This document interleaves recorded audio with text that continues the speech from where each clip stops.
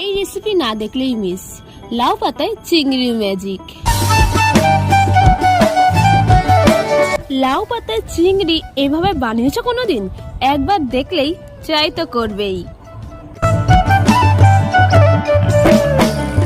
প্রথমে কচি কচি লাউ পাতা আর একটু বড় সাইজের চিংড়ি ভালো করে ধুয়ে নিলাম।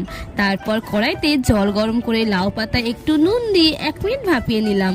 ওই একই জলে চিংড়িতে নুন হলুদ দিয়ে আরেক মিনিট ভাপিয়ে তুলে রাখলাম। এবার বানালাম স্পেশাল পেস্ট। কালো সাদা সর্ষে, পোস্ত, কাজু বাদাম আর কাঁচা লঙ্কার সাথে একসাথে মিহি করে নিলাম।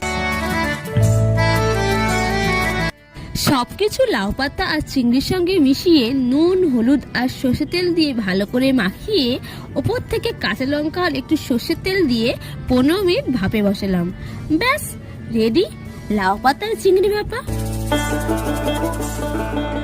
এই স্বাদটা একবার না খেলে সত্যিই মিস করবে।